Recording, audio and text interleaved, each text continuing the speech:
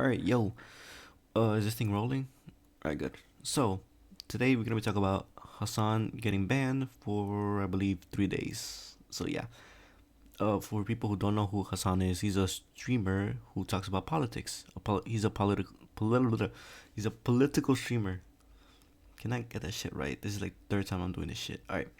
So yeah, he usually talks about politics in America and sometimes brings terrorists into his stream. But we're not gonna get into that right now. Right now, we're just gonna talk about his ban, which basically, to sum it up, Hassan was streaming, right, and he was calling to kill the senator name I believe was Rick Scott. God, it was a weird name, for all the fraud he did in Medicare. So that basically got him banned, and yeah, he has made a response on YouTube and on TikTok, and is getting positive reviews, surprisingly, because he's a very controversial right now. Because a lot of haters, a lot of supporters. But yeah, this is his response right here. Had a conversation where I was responding to the Republican House of Representatives Speaker, and I said some things. Let's take a look at what I said. Libs of TikTok, of course, posted about it. Here's what Libs of TikTok claimed I was saying. Hasan Piker just called for violence against a sitting U.S. senator. If you cared about Medicaid fraud, you would kill Rick Scott at FBI. This got 17,000 likes. This was on February 28th. Let's take a look at this clip really quickly. There's about $50 billion estimated that are lost every year in Medicaid just in fraud alone. No. If you cared about Medicare fraud or Medicaid fraud, you would kill Rick Scott, okay? You wouldn't make Rick Scott, former governor of Florida, Rick Scott, you wouldn't make him a prominent part of the Republican Party. Now, that seems like a wild thing to say. Oh my God. Is this person calling for the death of a U.S. senator? Of course not. I was not calling for the assassination of a U.S. senator. So I went back to figure out the context. Here it is. Let's take a look. Are people who are covered by Medicaid now going to potentially lose Medicaid coverage as a result of this? No, look, the White House has made a commitment. The president said over and over and over, we're not going to touch Social Security, Medicare, or Medicaid. We've made the same commitment.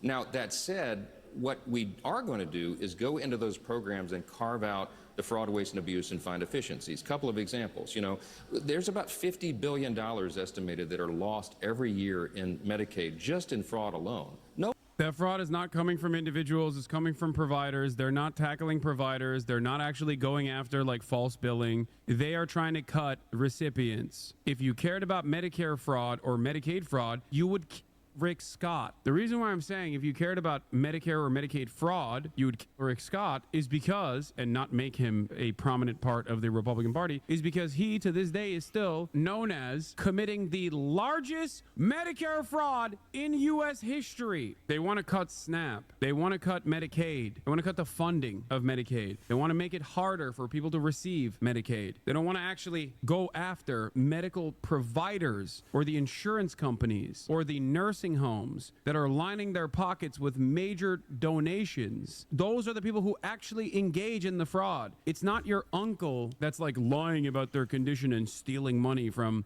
the government by, going to the doctor or whatever. Okay, so obviously. All right, so that's the full context and basically why he got banned. Basically, so to sum it up, he also said that he should have better phrased it so it won't sound way too, I guess, violent in a way. So yeah, he also posted this right now saying Rick Scott tries to rewrite history on 1.7 billion Medicare fraud controversy. And it says right here, I'm sorry, I'll choose my word carefully next time and say if Mike Johnson cares about Medicare fraud, since he wants to cut $800 million from Medicare. Oh shit, I read that wrong. Okay. He called out max punishment for current FLGOP Senator, former Governor Rick Scott, who has done the most Medicare fraud in the U.S. history. So yes, this is an article right now saying in 2003, Rick Scott Company, Columbia slash HCA, the largest private hospital chain in the U.S., was found guilty of defrauding Medicare. The company was forced to pay $1.7 billion, a settlement that was the largest medical fraud fine in U.S. history at the time. Scott, who was a CEO, left the company with a $10 million severance package after the scandal. In a 2010 campaign ad, he admitted the company made mistakes but pledged to take responsibility. So yeah, that's basically a whole. Yeah, I'm not gonna read that.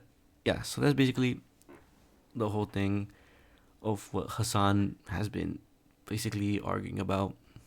Yeah, so The fraud is not coming this from individuals, it's coming from providers. They're not tackling providers. They're not actually going after like false billing. They are trying to cut recipients. If you cared about Medicare fraud or Medicaid fraud, you would Rick Scott. The reason why I'm saying if you cared about yeah, right here. Exaggerating diagnoses to increase Medicare reimbursements. According to federal investigators, the hospital company systematically defrauded Medicare, Medicaid, and other federal healthcare programs while paying kickbacks to its physicians. Scott, of course, denied any wrongdoing. Scott pled the fifth 75 times to avoid jail for Medicare fraud. He didn't go to jail over this. He didn't even get any punishments over this. And Scott's resignation certainly was fantastic. For his pockets, he walked away with $10 million in severance pay, a 5-year consulting contract, and $300 million. Yeah, so basically what I was just saying right now.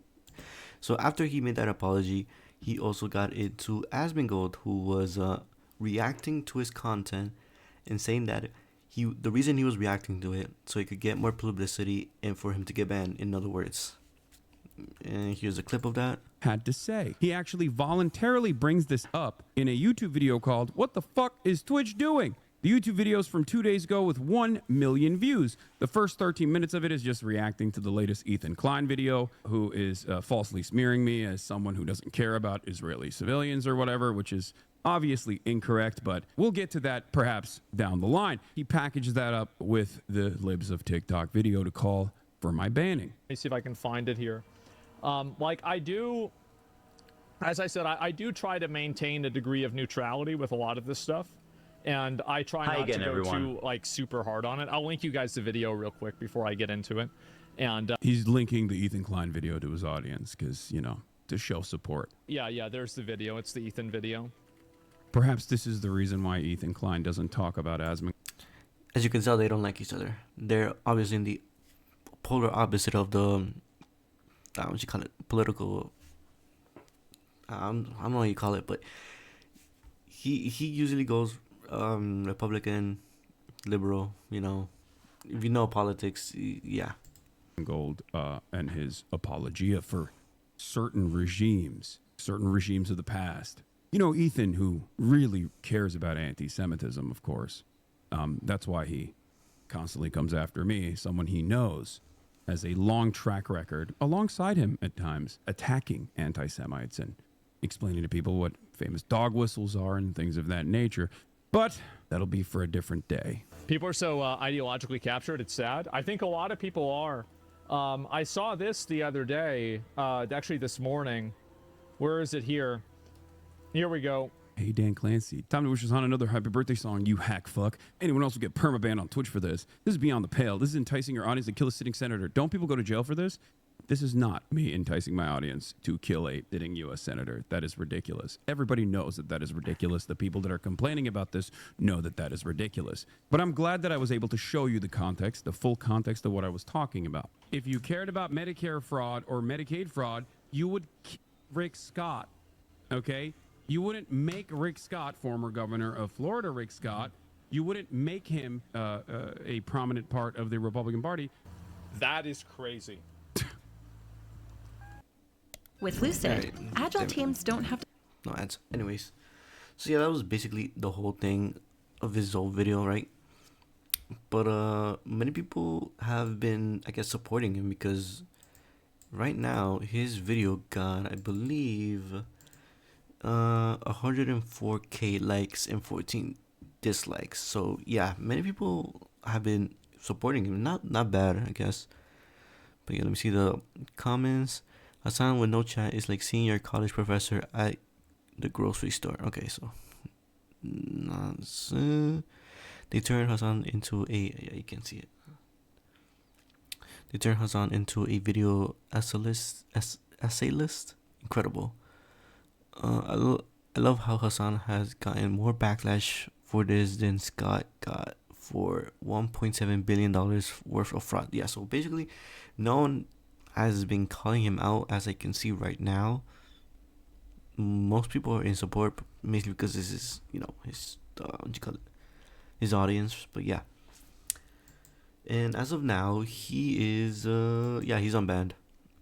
Yes, I'm straight say he's unbanned, and I'm pretty sure he's streaming on Kick. I'm not Kick.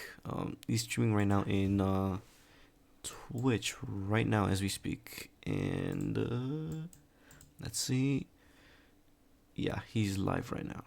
Wonderful woman. Last June, Alexis's 12-year-old daughter. Yes, that's basically So that's basically it.